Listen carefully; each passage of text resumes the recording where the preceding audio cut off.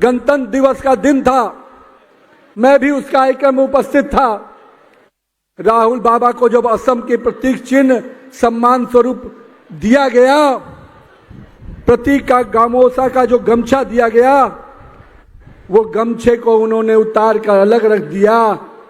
और यही असम के लोगों को जानना चाहिए कि जो व्यक्ति असम के उस गमछे का, उस संस्कार का, उस विरासत का अपमान करता है, पर मस्जिद जाने के पहले जालीदार टोपी पहनना नहीं भूलता, इस बात को याद रखना चाहिए। हम किसी भी हाल में ऐसे लोगों को माफ नहीं कर सकते हैं जो असम के प्रतीक के साथ, असम के सम्मान के साथ खेलेगा। माननीय प्रधानमंत्री जी कहते हैं कि जिस प्रकार से एक वाक्य हमारे शब्दों में हमेशा रहता है माननीय प्रधानमंत्री जी के, कि जैसे ए फॉर एप्पल और ए फॉर असम होना चाहिए, उसी प्रकार से विकास की गाथा भी असम से शुरू होनी चाहिए। इस बात का प्रधानमंत्री जी हमेशा वकालत करते हैं। और ए से ही आत्मनिर्भर भारत होता है, और हम भारत के साथ साथ असम को भी आत्मनिर्भर असम बनाना चाहते हैं। और इस दिशा में माननीय प्रधानमंत्री जी और माननीय मुख्यमंत्री जी लगातार निवेश भी ला रहे हैं, और साथ ही साथ यहाँ की माता बहनों को स्वावलंबी बनाने का, उनको अपने पैर पे खड़े होने का और खुद के रोजगार करने का अवसर प्रदान कर रहे हैं। ये सब मामूली परिवर्तन नहीं है मित्रों, इस परिवर्तन से ही हम विकसित असम के सपने को पूरा कर पाएंगे।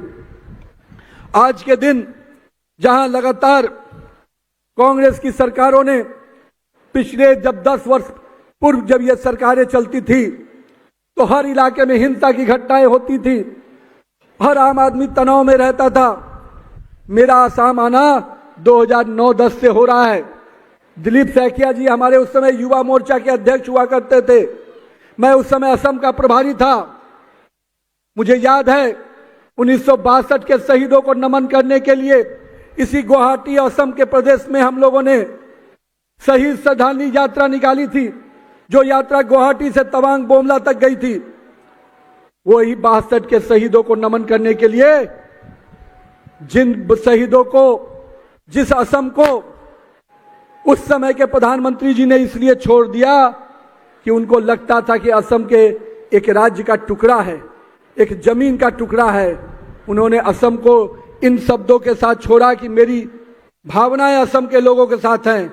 लेकिन आज के देश के प्रधानमंत्री जी कहते हैं कि मेरे लिए 140 करोड़ जनता मेरी ताकत है, मेरी ऊर्जा है, मेरा परिवार है। ये संवाद हमारे प्रधानमंत्री जी का है।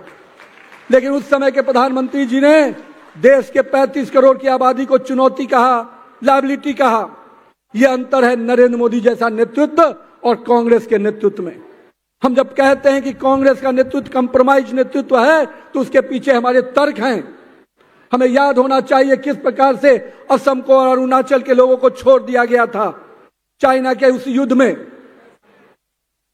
मैं खुद भी उस बॉर्डर पे गया था और मैंने देखा कि हमारे सैनिकों के साथ कैसा व्यवहार हुआ।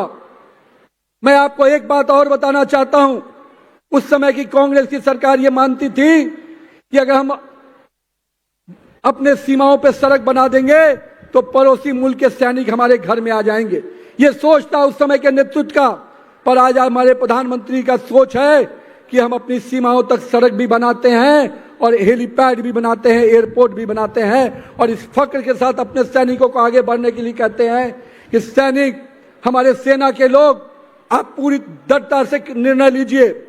आपके हर निर्णय के साथ भारत की सरकार है। कोई अगर ईंट फेंकता है तो ईंट का जवाब पत्थर से दो, पर 1 इंच जमीन भी छोड़ने की जरूरत नहीं है। हमें याद होना चाहिए किस प्रकार से नेहरू ने हजारों एकड़ जमीन चाइना को गिफ्ट में देने का काम किया। लेकिन हमारी सरकार ने जब जब हम पर हमला हुआ, हमको कोई अटैक हुआ, आपको याद होगा इसी कांग्रेस की सरकार थी, मनमोहन सिंह जी की। हमारे सैनिकों के सर काट लिए जाते थे और दिल्ली में बैठी हुई सरकार मौन रहती थी। पर अगर आज हमारी माता बहनों का किसी का सिंदूर उगाने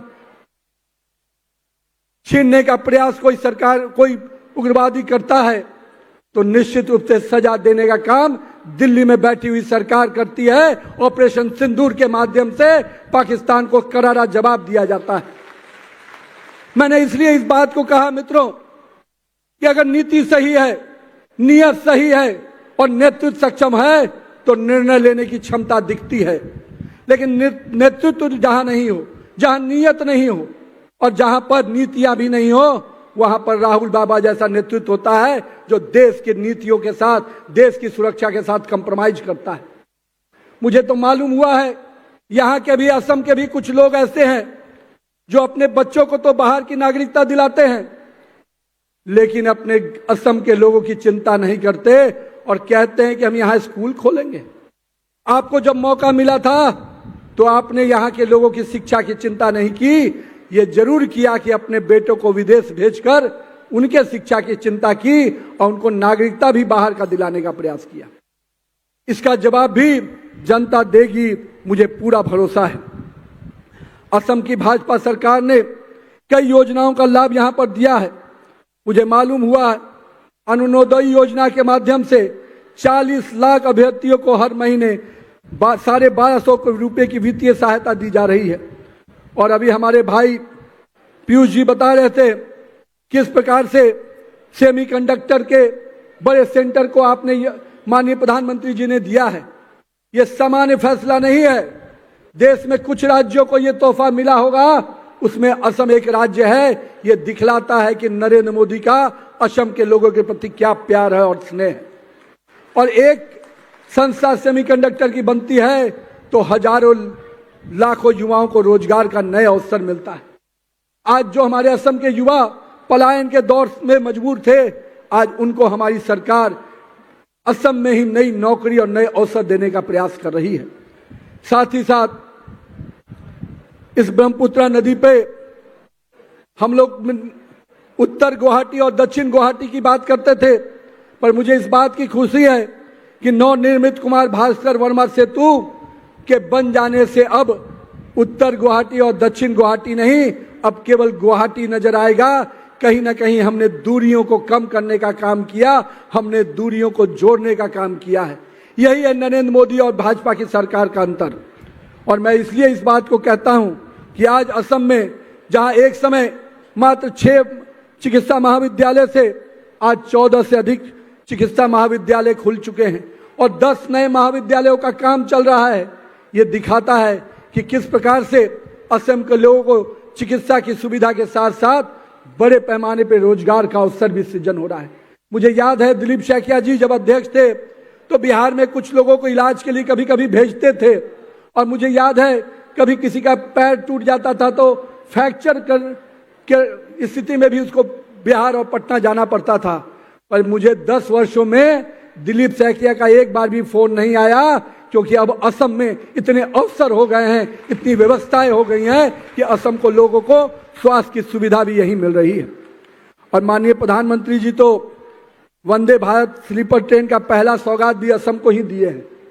तो आज असम के लोगों को जिस प्रकार से लगातार योजनाओं का सौगात, माननीय मुख्यमंत्री हेमंत बिश्व शर्मा का प्रयास, और मैं देखता हूं किस प्रकार से एक एक व्यक्ति से हमारा मुख्यमंत्री जुड़ता है। हमारे विधायकों का जुड़ाव जो एक एक जनता के साथ है वो दिखता है।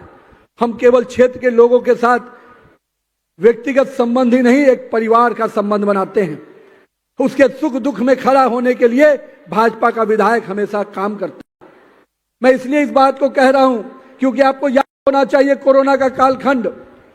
जब कोरोना के कालखंड में देश के सभी पार्टियां, जो अन्य पार्टियां काम करती हैं, उनके नेता और कार्यकर्ता कहीं और जाकर छिप गए थे, पर भाजपा का कार्यकर्ता पूरी तरह से सेवा के भाव से एक एक गरीब जनता के सेवा में निकल पड़ा था। हमारे प्रधानमंत्री जी ने पूरे देश की उस आपदा के समय में पूरे देश के साथ खड़े होने का काम किया। और जब उस समय वैक्सीन की बात आई तो उन्होंने कहा कि नहीं, मेरे देश की जनता को वैक्सीन के लिए पैसा नहीं देना पड़ेगा, हम सबको फ्री वैक्सीन देंगे, कोई गरीब को वैक्सीन के लिए अपने कर्ज नहीं लेना पड़ेगा। ऐसा विषय अगर किसी ने किया तो हमारे नेता प्रधानमंत्री नरेंद्र मोदी जी ने किया है।